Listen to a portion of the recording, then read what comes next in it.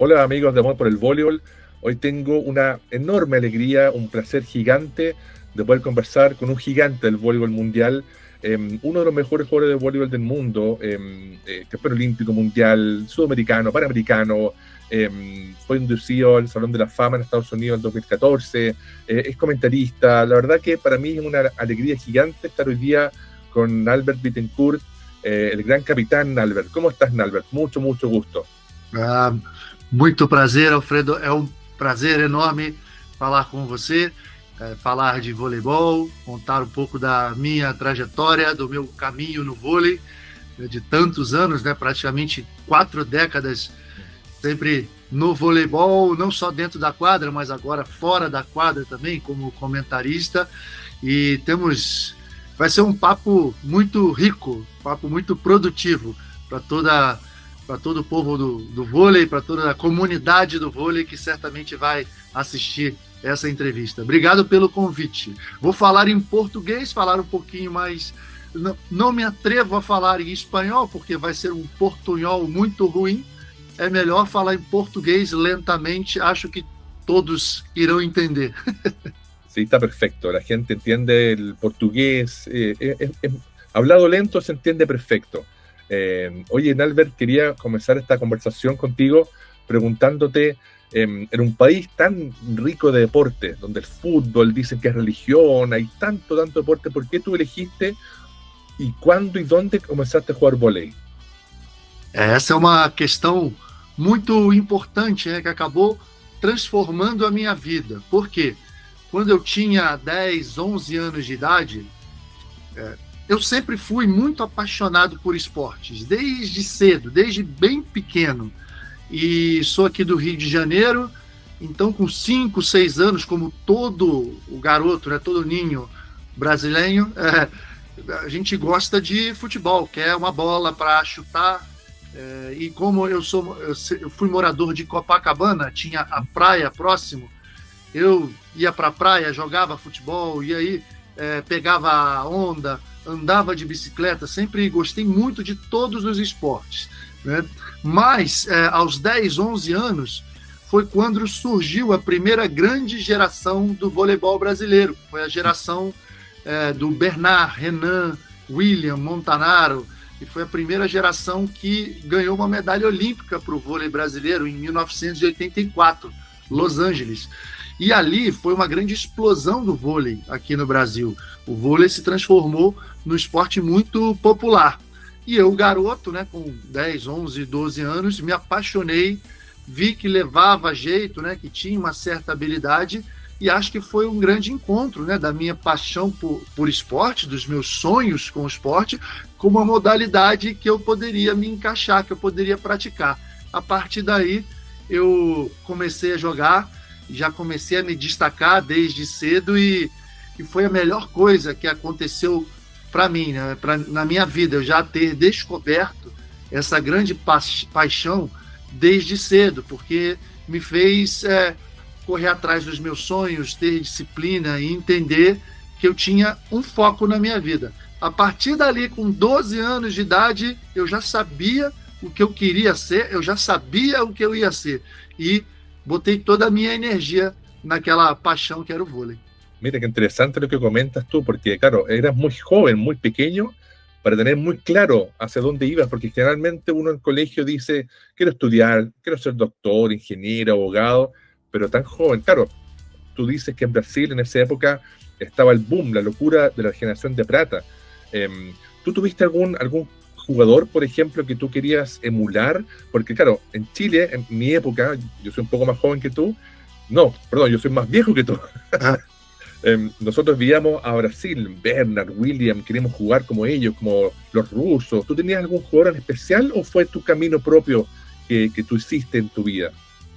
Eu gostava, naquela geração, eu gostava de todos, mas desde cedo eu já identifiquei que eu seria um atacante, que eu seria um ponteiro, pelas minhas características de ser um jogador completo, bom na recepção. Então eu comecei desde cedo já a ter alguns exemplos, algumas inspirações. As minhas 3 maiores inspirações foram Bernard Heisman, Renan Dalzotto, monstro, mas também tinha que escolher talvez o grande ícone daqueles tempos e o ícone do voleibol em todos os tempos, que é o Kurt Kierle, o americano Kurt Kierle, que ele era um modelo de jogador para mim, e eu tentei copiá-lo, né? Tentei colocar no meu jogo todas aquelas características que ele tinha. Então acho que foram esses 3 jogadores que me inspiraram mais. Sí, interesante, porque los 3 jugadores, uno son más bajos que tú eres más alto. Pero como dices tú, técnicamente son perfectos en recepción, defensa y además en fuerza mental, porque los 3 jugadores eran extraordinarios. Uno puede ver los partidos en video, o tuve la suerte de ver a Bernard, por ejemplo, que él no es alto, pero él frente a un bloqueo ruso de tipos de 2 metros, lo pasaba igual, con fuerza, con técnica, era impressionante. Mas, Alfredo, isso é interessante o que você está falando, porque eu só cresci, eu cheguei a 1,96, mas foi mais tarde, quando eu tinha 16, 17 anos. Então, de certa maneira, esses jogadores foram sim a minha inspiração, porque eu achava que eu não ia ser tão alto. Mira. Então, com 12, 13, 14, a minha altura era na média para baixo. Sim. E eu olhava Kierle, Renan, Bernard, que não eram tão altos, jogando daquela maneira, e eu olhava e falava, olha, quero ser como eles. Acabou que eu dei sorte e cresci um pouquinho mais. Mas isso acabou me ajudando muito. Sí, yo siempre recuerdo y siempre digo, y también tuve la suerte de entrevistar a Kurt Kierle, y yo le comenté que yo vi una entrevista de él hace mucho tiempo, donde él decía que él admiraba de los brasileros, porque él decía que en Brasil decían que no hace falta ser muy alto para ser un gran jugador, y eso también a él lo ayudó mucho, y bueno, Kurt Kierle es quien es. Oye, Nalbert, quería que siguiéramos conversando de tu evolución. Tú empezaste muy joven, decidiste que el vóley era un camino. ¿Cómo fue tu infancia entre los 12, 17, colegio? Porque en Brasil hay mucho apoyo al deportista. En el colegio se apoya mucho. Sí, más que en Chile. Más que en Chile. Pero ¿cómo fue tu evolución de pequeño a llegar ya después a los grandes equipos? Foi caminho. Foi um caminho com alguns percalços, com alguns obstáculos, porque, como você disse, né, aqui eu venho, ainda bem, graças a Deus, né, venho de uma família muito bem estruturada aqui no Brasil, aqui no Rio. A minha família é de militares e existia sempre uma história de todos os integrantes da família de seguirem ou o caminho militar ou o caminho acadêmico. Existia uma perspectiva em relação a mim também. Só que, e eu sempre fui um ótimo aluno, né? Eu sempre fui tirei sempre ótimas notas no colégio, e todos já olhavam, o Albert vai ser um médico, vai ser um engenheiro, um advogado. Mas quando o vôlei apareceu, aos poucos, né, com 14, 15, 16 anos, eu comecei a me destacar mais, e eu já jogava com 15 anos. Eu jogava no Flamengo. Eu jogava na minha categoria, na categoria de cima, na outra categoria. Eu treinava 2 vezes por dia. E o vôlei acabou tendo um espaço muito grande. E fui me aproximando daquela idade que aqui no Brasil, em todos os lugares, a gente tem que decidir. Com 17 anos, foi meu último ano no ensino médio para fazer a faculdade. Ir para a universidade. Só que eu estava pronto para fazer o vestibular, ingressar na universidade, mas ao mesmo tempo eu fui convocado para a seleção brasileira sub-17, naquela época falava seleção brasileira de cadetes, para jogar o Mundial em Portugal. E o campeonato mundial coincidia com os vestibulares aqui no Rio de Janeiro. E para ir jogar o campeonato, eu teria que ir para Belo Horizonte, treinar com a seleção brasileira durante 3 meses. Então, ali foi um momento que eu tive que conversar muito com os meus pais, né, um momento chave na minha vida, porque eu tinha que fazer uma escolha. E essa escolha é uma escolha difícil, porque por mais que, como você falou aqui, o vôlei já, naquela época, já tinha um certo grau de profissionalização, mas não era um esporte como é hoje em dia.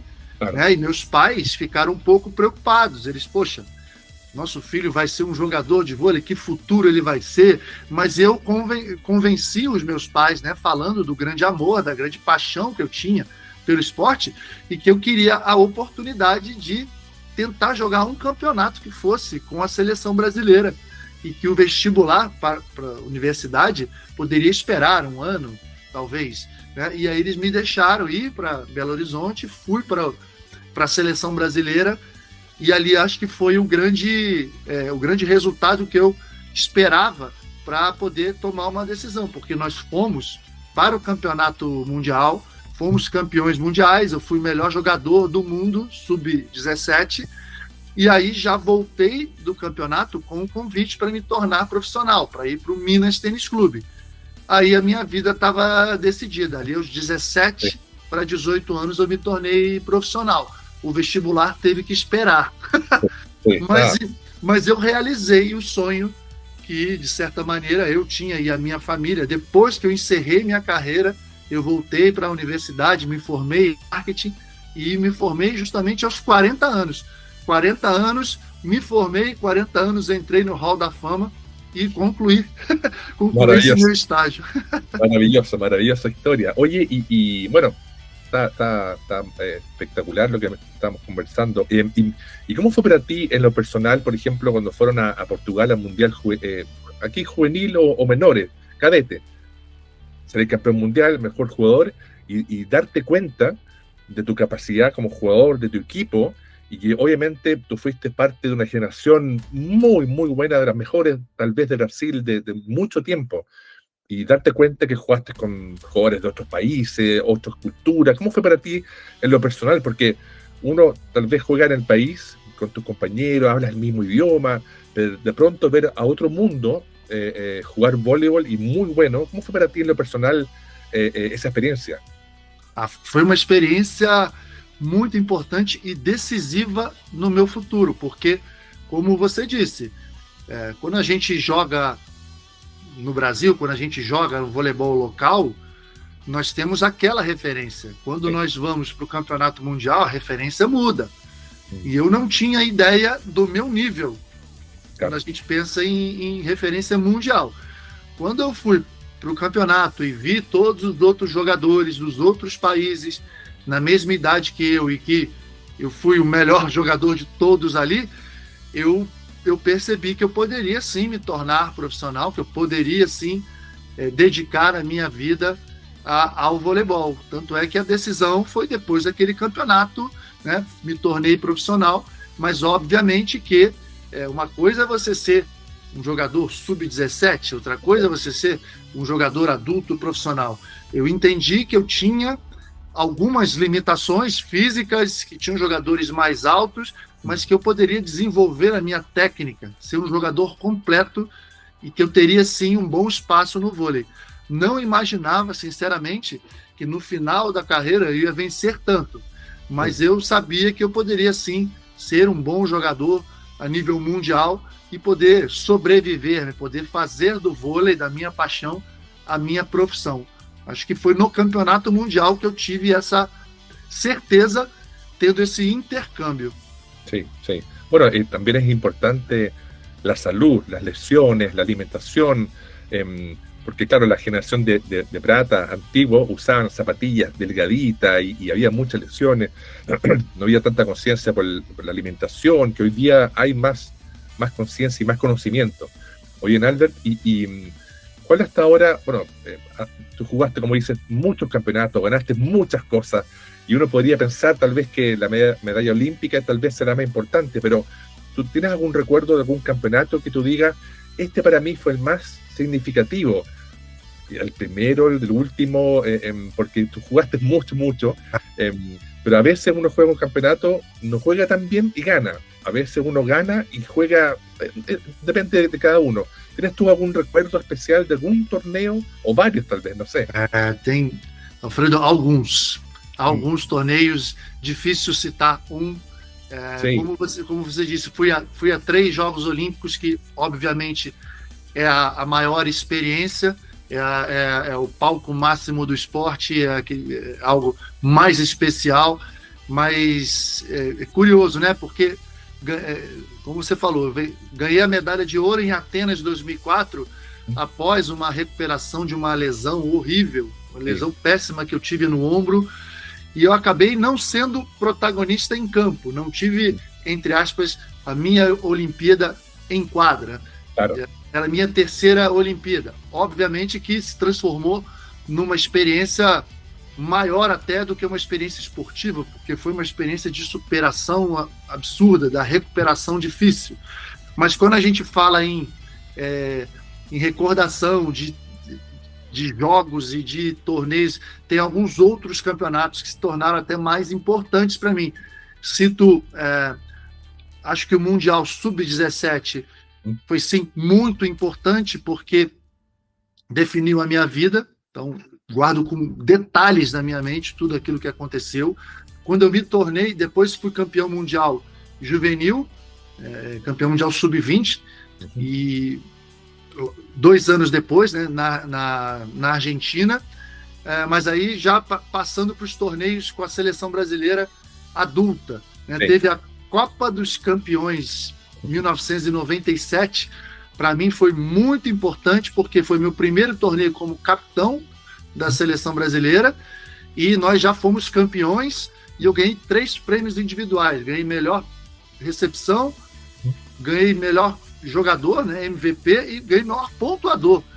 Coisa que para mim foi assim, a única vez que eu consegui ser o maior pontuador de um torneio, na época que ainda tinha a vantagem. Não era nesse sistema. Então eu jogava muito, recebia muitas bolas de contra-ataque, sacava muito, acabei sendo o maior pontuador da competição, e foi um fato único em todos os campeonatos que eu joguei. Aquele sim foi muito importante, porque ali eu vi que eu poderia liderar uma geração, mas eu acho que o Campeonato Mundial em 2002 sim, acho que o meu grande campeonato da carreira, porque ali eu acabei ganhando meu terceiro título mundial em 3 categorias diferentes, né? Fui o primeiro jogador na história a ser campeão mundial em 3 categorias diferentes. Ali foi especial. E foi o primeiro título mundial do Brasil. O Brasil é tricampeão mundial, mas foi o primeiro título. E acho que tecnicamente foi um momento máximo, um momento de auge, principalmente nos jogos decisivos, né? Os jogos de mata-mata contra a Itália, Iugoslávia, e principalmente a final contra a Rússia, que eu joguei demais. E muitos dizem, né, Alfredo, não sei se você lembra desse campeonato, eu não levei o eu não levei o título de melhor jogador, mas todos, quando lembram daquele campeonato, vêm para mim e falam: olha, maior injustiça você não ter sido o melhor jogador daquele campeonato. E eu até concordo. Acho que o critério de escolha ali talvez não tenha sido o mais justo, e acabei ficando de fora, mas tudo bem, o importante é que o Brasil foi campeão. Ese campeonato fue muy lindo porque, bueno, simbólicamente para usted fue el primer mundial, y además que fue contra Rusia en Argentina, la famosa final del 82, sí, de Brasil, con Bernard, con todo, contra la Unión Soviética. Entonces fue muy, y aparte, como dices tú, tu equipo era jugaba muy lindo, con Giva, con Gustavo, no sé si aún Dante no llegaba todavía, con Ricardinho, con Mauricio, con Giovanni, que también había vuelto. Eran equipos que jugaban muy bonito, y tú, a mí me llamaba mucho la atención 2 cosas. Uno, que jugabas muy bien, tenías mucha potencia y mucha fuerza mental, y también yo recuerdo, y esto es algo de anécdota, que tú jugabas, te remangabas la camiseta, te remangabas el short también, y jugabas con una potencia en el pase, y cruzado con Giva, eran dos fenómenos, y fue muy impresionante. Y lo mismo, como dices tú, en los Olímpicos de Atenas, que fue, claro, un premio. Y yo recuerdo también, no me acuerdo bien en qué año, tú también estabas lesionado del hombro y jugaste de líbero, no sé si una Copa América, un Panamericano, Copa América, y jugaste de líbero extraordinario para tu estatura, porque después llegó Serginho o Kid también, pero tú jugaste muy bien como líbero. Entonces, claro, eso hace sentido lo que tú estás hablando, que eras muy completo, muy completo para ser tan alto, porque en general hoy día 1,96 m no es tan alto, pero en esa época era muy alto, así que... Alfredo, sabe que quando surgiu a posição de líbero, em 1997, sim. Todos aqui no Brasil falaram: nós temos o melhor líbero do mundo, Dalber vai ser o líbero da seleção. Eu me recusei. Eu queria jogar como atacante. E eu falei: não, procurem outro. Procurem outro líbero. Eu não serei líbero. Porque eu precisava agredir, eu precisava fazer ponto. Era a minha característica, era o meu temperamento. E, para você ver, né? Se eu tivesse, talvez, aceitado jogar como líbero, nós não... Como só tinha um por posição, eu cheguei antes do Serginho Escadinha. Talvez ele não tivesse tido as oportunidades que teve, se transformou no melhor líbero da história. Então, acho que foi a melhor coisa que aconteceu para o Brasil, né? Que eu não me tornasse o líbero, que eu continuasse como atacante e que depois o Serginho chegasse. Es verdad. Y esta pregunta también la he hecho muchas veces porque yo creo que es importante, porque muchas veces los equipos, los jugadores tienen rivales contra quien les gusta jugar, aunque les gane. Por ejemplo, no sé, en tu época estaba muy fuerte Rusia, Cuba era muy fuerte Estados Unidos, Italia, en el equipo muy Serbia. ¿Tuviste algún equipo con que te gustaba jugar porque había una mística especial, se gritaban por la red, como con, no sé, con Argentina, que hay una rivalidad histórica? ¿Tuviste algún equipo así que tú dijeras, me gusta jugar y me gusta ganarle, o no? Nós gostávamos muito de jogar contra Cuba. Cuba era sempre especial. Muy bueno. Eles provocavam muito. Cuba, naquela época, tinha uma geração impressionante, né? E eram sempre jogos muito interessantes fisicamente, porque Brasil e Cuba são países que jogam muito no ataque. Então tem atacantes, então eram jogos bonitos para o público, né? Mas tenho certeza, o nosso grande adversário, o nosso grande rival nos anos 90 e no início dos anos 2000 foi a Itália. Sim. Itália, porque a Itália nos anos 90 foi tricampeã mundial. Sim. E a Itália nos ganhava sempre. Em determinado momento nós conseguimos vencer a Itália, fomos tricampeões mundiais e sempre a nossa final olímpica de 2004 foi contra a Itália. Nos 2 últimos anos do ciclo olímpico, a Itália foi sim o nosso grande adversário e tínhamos uma rivalidade maior porque jogávamos na Itália. E muitas vezes nós chegávamos lá para jogar contra, jogar no voleibol italiano, entrávamos no vestiário e eles falavam: ganhamos de vocês mais uma vez. Só que em determinado momento nós começamos a ganhar. Então chegou a nossa hora de chegar no vestiário grande, né, e provocar. Mas foi sempre tudo muito cordial, tudo muito... uma rivalidade saudável. Mas sim, acho que a Itália foi o grande país foi o país que mais nos deu trabalho durante aquele período. Sí, yo me acuerdo también, me llegó una vez, antiguamente los VHS, las películas que los jóvenes no conocen, las cintas VHS, cintas de video. Me llegó justamente una cinta con la Copa América 98, 97, donde tú jugaste el libro, después jugaste en la punta de nuevo. Claro, y ahí estaba el equipo cubano con Raúl Diago, Hernández, con Despain, no sé si sigue jugando, parece que no. Pero Despain un poco antes. Sí, es más antiguo. Está el Dennis, el Cañoto, que jugaba muy bien. Impresionante. Marshall, un equipo Marshall, claro. Eran partidos muy bonitos. Y como dices tú, con mucha rivalidad. Se gritaban en la cara. Como las mujeres también con Cuba de Brasil. También habían esa rivalidad, siempre. Oye, y tú también jugaste, como dices recién, jugaste en Italia. También saliste campeón. ¿Cómo fue esa experiencia para ti? Bueno, ya dijiste algo que te encontrabas con los rivales en los camarines o en las canchas. ¿Cómo fue para ti esa experiencia de jugar fuera de Brasil? Para mim foi importantíssimo no meu desenvolvimento, porque hoje, né, nos dias atuais, nós vemos que o voleibol cresceu muito. Sim. Globalizou. Hoje há muitas ligas importantes no mundo. Hoje falamos de Itália, Rússia, Turquia, França, Polônia, Brasil. Japão, temos sim. muitas ligas competitivas. Mas naquele momento, final dos anos 90, início dos anos 2000, todos queriam jogar na Itália. Era a liga mais forte disparado. Né?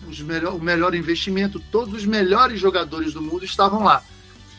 E quando você joga com e contra os melhores do mundo, você joga sempre em alto nível. Então, para mim, foi fundamental aquele período de 5 anos na Itália para me desenvolver como jogador. Não por coincidência, foram os melhores anos da minha carreira.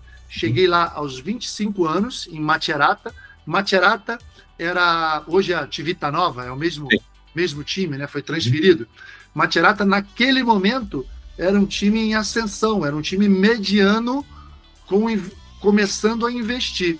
E aí me levou alguns jogadores da seleção italiana, levou o Ivan Milikovic, eu tinha Meoni, Rosalba, Corsano, Alessandro Fei.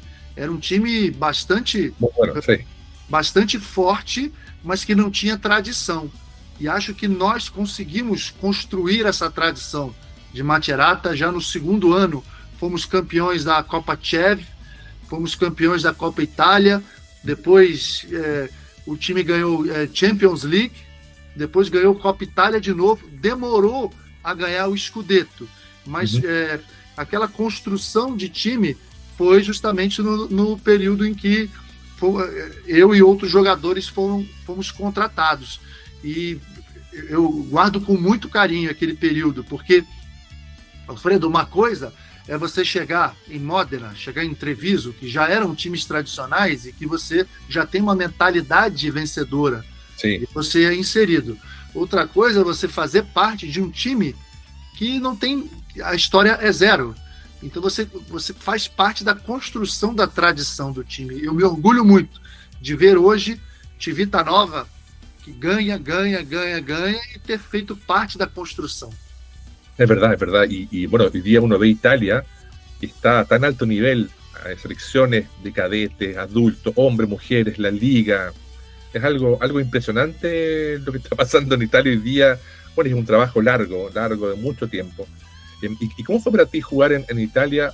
Claro, porque uno piensa desde afuera que tal vez no haya mucha diferencia entre una liga en Brasil, que es de altísimo nivel, una liga en Italia, que es altísimo nivel, un público gigante en ambos países, o tú sentiste alguna diferencia, bueno, quizás con más jugadores internacionales, o era parecido para ti, te costó adaptarte? ¿Cómo fue para ti en lo personal esa experiencia?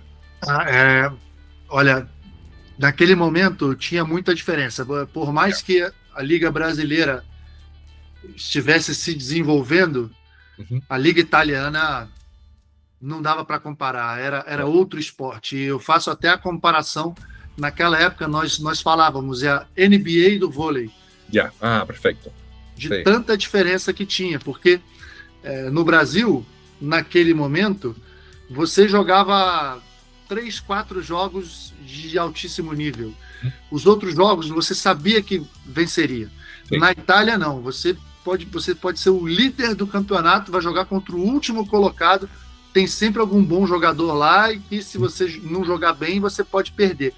Acho que isso foi fundamental para mim.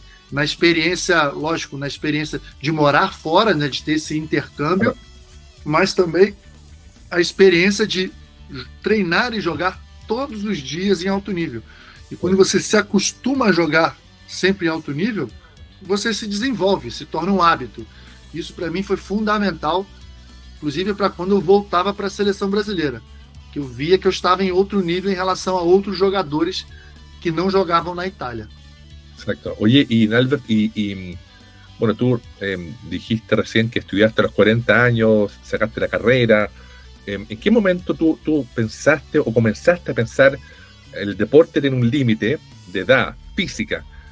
Voy a planificar mi salida en tal época, o fue algo natural que te fue sucediendo a medida que tú jugando, que tal vez decías, quizás estoy un poco más viejo, quiero descansar un poco? ¿Cómo fue para ti ese proceso, que es un proceso que no es fácil? Hay mucha gente que se dedica a asesorar a jugadores en la transición de ser profesional a ser civil, que no es fácil muchas veces. dejas de ser famoso, no entrenas más, el cuerpo sufre. ¿Cómo fue para ti ese proceso? Esse processo é um processo realmente difícil, porque você faz durante muitos anos de forma intensa.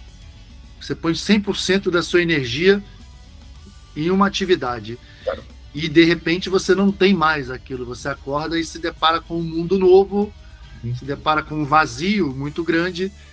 Não é fácil, mas eu digo que eu sou um cara de sorte, porque eu já vinha amadurecendo a ideia de parar de jogar em uns 2 anos, 34 para 35 anos, porque eu comecei a ter muitas lesões, pequenas lesões que sempre que me incomodavam e que me atrapalhavam, que eu não conseguia dar uma sequência.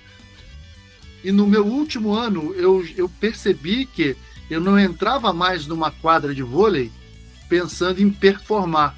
Eu já estava entrando numa quadra de vôlei pensando em não me lesionar, em sair ileso, em sair saudável. E o foco de um atleta de alto rendimento não pode ser esse.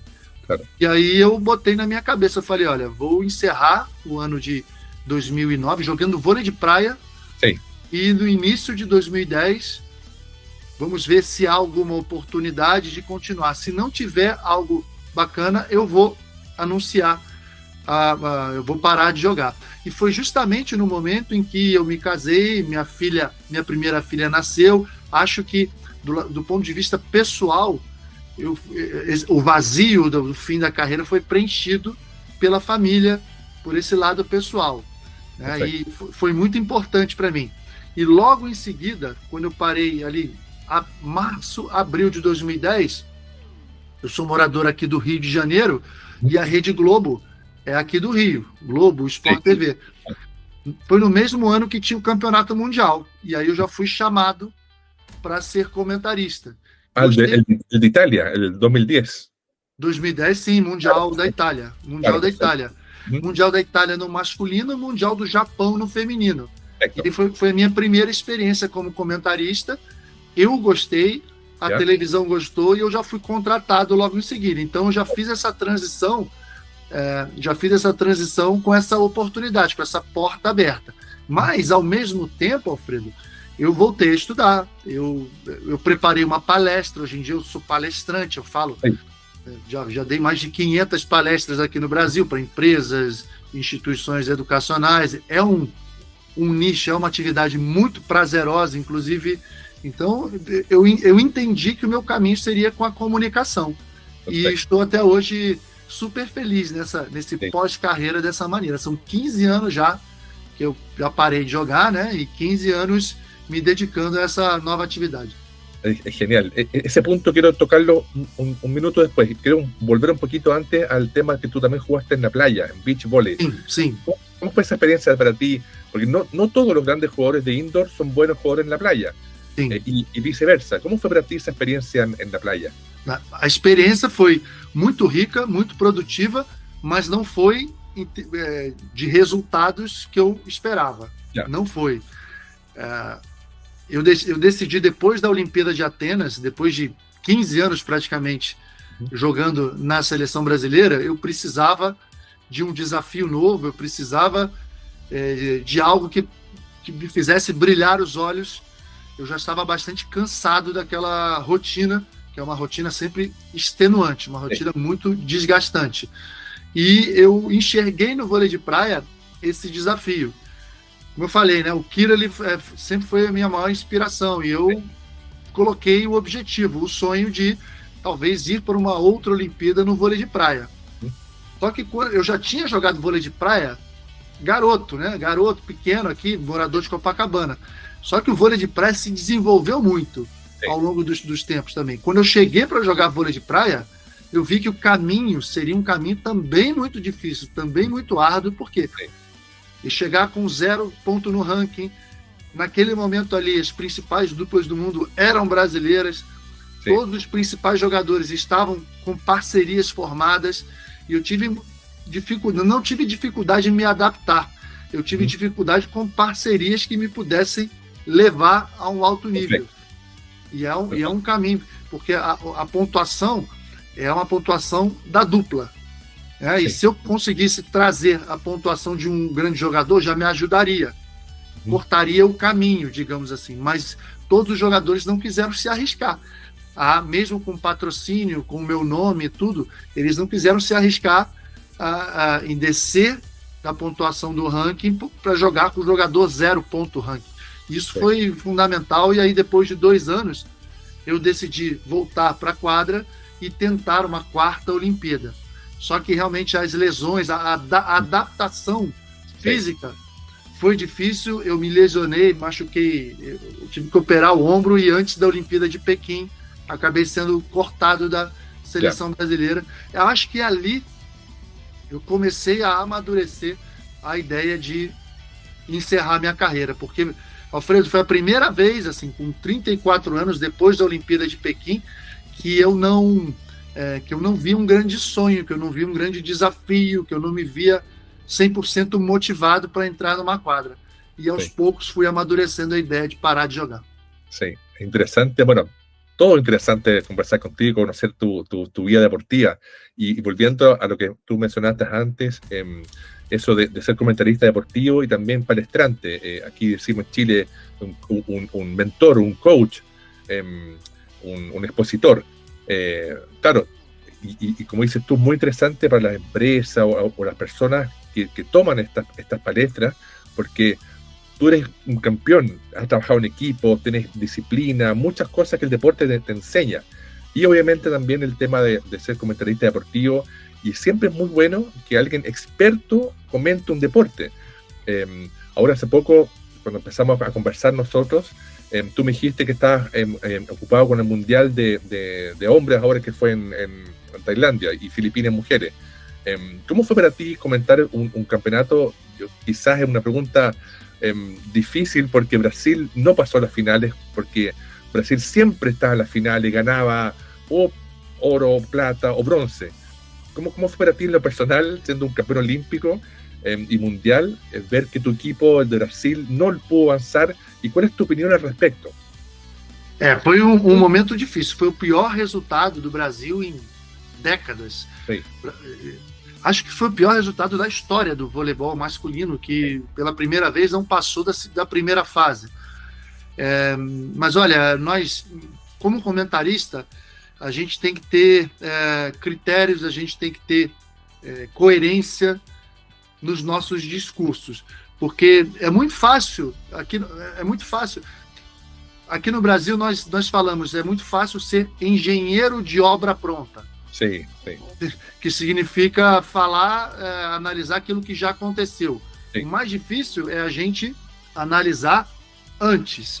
E Sim. nós, principalmente eu como comentarista, tenho falado desde a Olimpíada de Tóquio que o Brasil iria sofrer nessa renovação, que o Brasil iria ter resultados muito ruins, porque a renovação não foi bem feita, porque nós insistimos com alguns veteranos, porque nós não trabalhamos bem a nossa base para poder para jogadores novos chegarem e contribuírem. Acho que realmente ficou uma lacuna na seleção brasileira e que nós iríamos sofrer. Teve uma pandemia no meio que não foi muito boa, principalmente para o vôlei brasileiro, para as categorias de base que deixaram de fazer intercâmbio, que jogaram pouco, mas acho que em algum momento o trabalho da base no Brasil não foi bem feito, e isso vai impactar diretamente no resultado da seleção adulta. E acho que isso aconteceu. Isso aconteceu agora. Já há uma consciência disso, estamos trabalhando melhor, mas acho que vai demorar um pouco. Vai demorar um pouco para termos novamente um time dominante, um time de alto nível, porque os outros times melhoraram muito, os times intermediários melhoraram. Por quê? Porque há ligas muito fortes no mundo inteiro, e todos os jogadores hoje em dia estão tendo oportunidade de jogar em alto nível. Né? E o Brasil agora precisa também melhorar a sua liga, ou então levar os jogadores mais jovens para ligas mais fortes que possam desenvolver melhor. Exacto, claro, hoy día uno ve en este mundial que hubo equipos como Finlandia, Bélgica, que uno decía, ¿De dónde? República Checa. República Checa. 4 lugares. Muy potente. Entonces uno dice, claro, como dices tú, el mundo está cambiando, hay mejor equipo, hay mejor nivel, y obviamente Brasil, como dices tú, es verdad, siempre las transiciones son difíciles, de jugadores más veteranos, más jóvenes, de estrellas, y también quizás, bueno, esta es una opinión personal, quizás una falta de un liderazgo como lo fue Nalbert, como fue Giva, como fue Bernard, también como fue Mauricio, Bruninho, cosas así. Tal vez hoy día, bueno, son más jóvenes los jugadores, pero uno ve mucho talento, jugadores muy altos, enormes de alto. Tú eres pequeño al lado de todos esos jugadores que son muy altos, pero como dices tú, tal vez, claro, sea un periodo, y sumado a que los otros equipos como Italia, Bulgaria, están muy, muy fuertes. Pero es interesante ver cómo se desenvuelve el voleibol. Y cómo ves tú un poco hoy día, pues tú estás en la televisión, el comentario, ¿cómo ves tú hoy día el voleibol mundial? Porque hoy día hay muchos campeonatos, hay mucha transmisión, las redes sociales, estamos conversando gracias a redes sociales. ¿Cómo ves tú hoy día nuestro deporte? Y pensando también frente a otros deportes, que también son muy fuertes, el básquetbol, el fútbol, ¿para qué hablar? ¿Cómo es tu mirada al respecto? Eu vejo o voleibol num nível de desenvolvimento maravilhoso. Vejo que cresceu muito nos últimos 5, 10 anos. A gente vê alguns países investindo muito, né? A gente vê pela quantidade de patrocínios, pela quantidade de dinheiro envolvido. Sim. A gente vê a Federação Internacional, né, muito bem desenvolvida, né, com bastante investimento, poder de investimento para poder fazer o voleibol se desenvolver. E vejo o voleibol chegando num sistema, numa dinâmica de jogo que é bastante interessante, porque hoje a gente tem o challenge, o desafio, que é um jogo 100% justo praticamente, né? Ainda há alguns ajustes, né, de tecnologia que podem melhorar e tudo, mas a gente vê um jogo, por exemplo, de 3-2 jogado em 2 horas, 2 horas e meia, que acho que é o tempo ideal. Não pode passar disso. 4 horas, impossível. Exatamente. Então a gente vê jogos de 3-0 e 3-2, não tendo aquela diferença muito grande, o que ajuda também na venda do produto, né, para televisão, para questões comerciais. Então eu vejo um pessoal muito competente desenvolvendo o vôlei, e principalmente alguns países que estão crescendo absurdamente, né? A Itália não precisa nem falar, campeã mundial no masculino e no feminino, sempre muito forte. Agora a gente vê uma Turquia chegando com um caminhão de dinheiro no feminino e também no masculino. Né? Quanto mais países tiver, uma Polônia, meu Deus, Polônia, o esporte número 1 é o vôlei. A gente, infelizmente, hoje não tem a Rússia jogando campeonatos internacionais por conta da guerra, mas é outro país também com uma tradição absurda. Japão investindo tanto. Né? China também, não sei. China, né? Então, todos esses países muito populosos que puderem investir vão ser muito bem-vindos e vão fazer com que o voleibol cada vez mais se desenvolva. Eu vejo um caminho muito promissor. Alfredo, até brinco um pouquinho com os meus colegas de time, né, meus companheiros antigos de time, e ficamos nos perguntando, poxa, imagina o nosso time jogando hoje, imagina quanto iríamos ganhar. Certamente iríamos estar morando um pouco melhor, iríamos ter um pouquinho mais de... porque até mesmo o nível de salários melhorou muito, né? Está chegando a níveis bem interessantes, já se aproximando do basquete, o que é bem legal. Eso es muy cierto, es muy interesante lo que tú dices de comparar las diferentes generaciones. ¿Cómo sería tal vez tu generación o la de plata o la anterior jugando hoy día? O viceversa, es muy interesante. Yo te comento muy cortito que yo ayudé a traducir un libro del ruso al inglés de Alexander Sabin, que fue un campeón olímpico soviético muy destacado. Fenómeno. Que jugó contra el equipo de William. Y él comenta en el libro, bueno, cuenta su vida en la Unión Soviética, que ya es otro mundo, y él comenta que a él le da mucha pena y le extraña que en misma Rusia hoy día su equipo, su generación sean olvidados, que como que ya no existen, y muchos han muerto de cáncer, qué sé yo, y que a los funerales llegaba muy poca gente. Entonces él se queja de eso, dice que es muy raro y que hoy día solamente en Rusia es solamente un espectáculo y no tanto el deporte por el deporte. Nosotros, yo y mucha gente, es homenajear a gente como tú, grandes deportistas, personas, para que también los jóvenes de hoy día vean que antes de ellos había mucho voleibol, mucho. Yo recuerdo también, no sé, un par de jugadores brasileños que me decían que sus jugadores actuales no conocían que ellos habían jugado en Barcelona, por ejemplo, y han sido grandes jugadores, campeones olímpicos. Entonces, por eso yo creo que es importante estas conversaciones y para que la gente también conozca y sepa que además del deportista hay un ser humano con familia, con sueños, con lesiones, con muchas parte que la gente no sabe, que es el famoso backstage del sufrimiento, el entrenamiento, el sacrificio por lograr una medalla, que no es solamente una medalla. Así que para mí, Nalbert, ha sido una alegría conocerte, hablar contigo. Yo he tenido, como te digo, la suerte de conversar con muchos brasileros. Me faltaba el capitán Nalbert, que es una figura muy destacada para mí. Es un gran honor conversar contigo y que invito a todos los seguidores de Amor por el Voleibol y del mundo a ver esta entrevista y obviamente a seguirte a ti en tus redes y en los comentarios. Así que mil gracias de nuevo, Nalbert, por esta oportunidade para mim enorme. Así que te mando um grande abraço desde Chile. Fredo, te parabenizo, agradeço pelo convite. Eu acho assim muito legal e essa sua ideia, né, de manter o voleibol ao vivo, os grandes personagens da história, como você bem disse, nós precisamos conhecer o nosso passado, a nossa história, né, para saber que passos a gente deve tomar para o futuro. Há muita gente importante que fez esse esporte crescer, que construiu, que pavimentou a estrada para os jovens que hoje têm uma condição melhor. E eu só enalteço, te parabenizo e te agradeço por você fazer esse trabalho e num país que não tem tanta tradição, né? O Chile não tem tanta tradição no vôlei e você está encabeçando esse projeto, né, de trazer esses grandes personagens do vôlei para que o público conheça. Então, para mim também um grande prazer, te agradeço imensamente e, por favor, continue com esse trabalho, estarei sempre aqui un entusiasta. Mil gracias. Lo último que quiero decir es que yo tengo un sueño.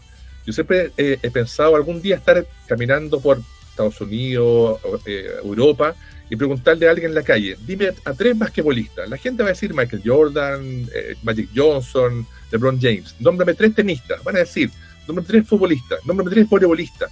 Y mi sueño es que la gente diga 3 voleibolistas. Porque por algún extraño motivo, el voleibol es el 5º deporte más practicado del mundo. Pero nuestro marketing no ha sido tan bueno. Entonces, yo quiero que la gente conozca y por eso entrevisto y subo información de voleibol de Brasil, de Letonia, de Japón, de donde sea, para hacer que esto siga viviendo, porque para mí el voleibol es un amor. Así que te agradezco de nuevo, Nalbert, y te mando un gran abraço desde Chile. Muito legal. É interessante isso que você falou, né? Eu acho que o voleibol, de certa maneira, é um esporte jovem. A primeira edição olímpica foi em 1964. E aí, quando a gente fala de vôlei de praia, foi somente em 1996. De certa maneira, é um esporte jovem que passou por muitas mudanças nos anos 90, início dos anos 2000, né? Desenvolvimento. E acho que agora está chegando na maturidade. E a maturidade do vôlei vai trazer também popularidade. Eu espero que realmente as grandes estrelas do vôlei possam ser estrelas mundiais, como você disse, de outros esportes que são conhecidos mundialmente. Acho que estamos nesse caminho. Sim. E você é parte importante disso, desse desenvolvimento. Mais uma vez agradeço e meus parabéns por esse grande trabalho. Yo podría hablar todo el día de esto, pero lo último que digo, por ejemplo, yo en mi tiempo, en los años 80, compré unas zapatillas Rainha Bernard, porque queríamos jugar como Bernard, pero hoy día no hay zapatilla Micheletto, no hay zapatilla, no tengo idea, Bruninho. No, si hay Bruninho, una Rainha, hay unos olímpicos Bruninho. Olímpicos, sí. Llegaron a Chile. Pero debería haber más, y camiseta y zapatilla. Bueno, ahora mismo, son cosas, sueños míos. Así que, de nuevo, muchas gracias, Nalbert. Estamos en contacto, te deseo lo mejor a ti, tu familia, y mucho éxito en todo. Así que muchas gracias de nuevo. Muito obrigado, um grande abraço a todos do Chile, o país que eu amo. Já passei várias vezes férias no Chile. Santiago, cidade maravilhosa, todas as cidades nos arredores de Santiago também, maravilhosas. Passei ótimos momentos aí, bebi ótimos vinhos, comi muito boa carne, então tenho sempre ótimos momentos no Chile. Um beijo, um abraço a todos.